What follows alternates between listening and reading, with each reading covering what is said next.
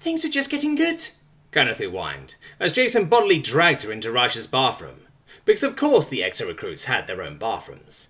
Sure, it was a bit spartan, with just a shower, toilet and sink, but it was still a major step up from the communal bathrooms they'd had during basic training. Just gonna gut my ass, Jason said. You just nearly brought me to orgasm in front of a live audience.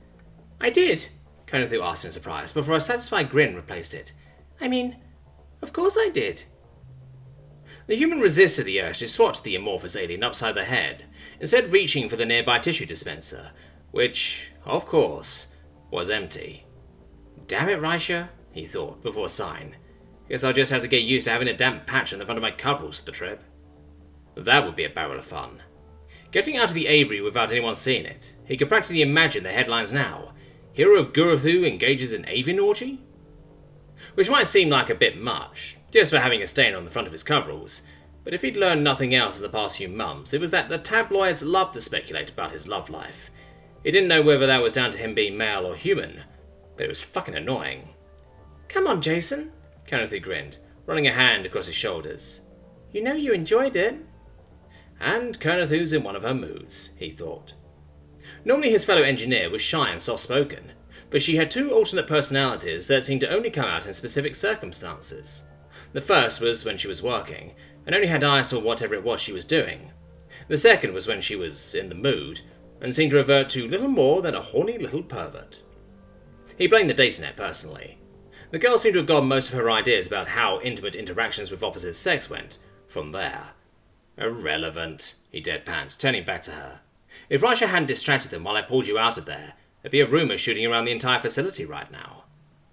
To be fair, there was probably already rumours about what he and Kernathy were doing right now, shooting around the facility, but with any luck, none of them involving him engaging in a very public and X-rated game of footsie.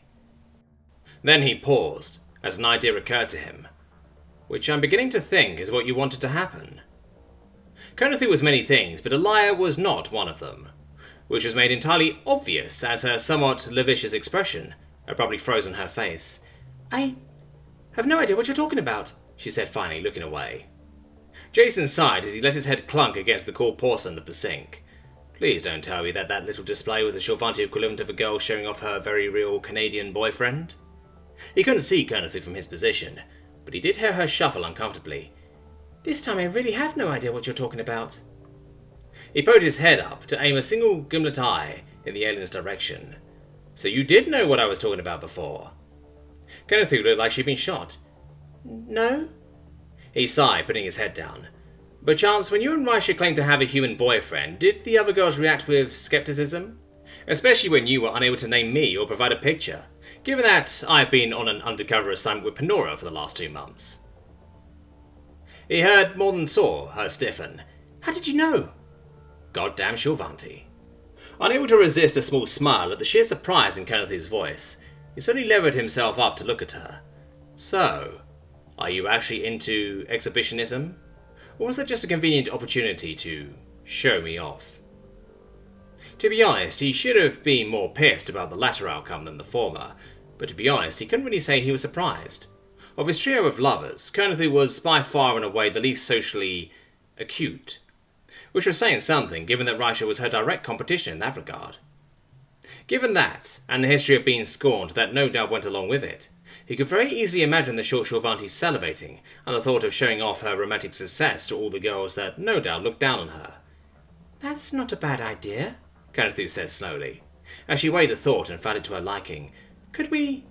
Whatever you're about to suggest, the answer is no, he responded, as he came to the conclusion that, no, Kernathy was not a cunning schemer, merely a horny pervert who saw an opportunity to explore one of her fetishes, and jump for it with both hands. By all rights, I should be punishing you by withholding sex right now. The small pout that had been forming on the Shorvanti's face turned to one of devastation at the notion of there being no sex. So simple, Jason chuckled. Is this how girls feel when they're being a tease? Fortunately for you, he said, reaching for the hem of her shirt. Your previous efforts have left me feeling rather in need of release.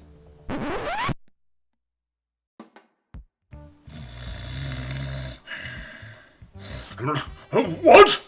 Oh, what's up, bitches? This is Albus Dumbledore, headmaster of Hogwarts School. I must say I'm a huge fan of Net Narrator's YouTube channel. It makes waiting for my weekly supply of Viagra that much more bearable. But when I'm done yelling at those little shits from Slytherin, I like to chill out on the toilet, or waiting for my monthly bowel movement, checking out Net Narrator's Patreon at the £5 tier, so I can listen to the alien sci-fi sex scenes and filthy Greentext too dark for YouTube. Oh God! I feel another bowel movement coming!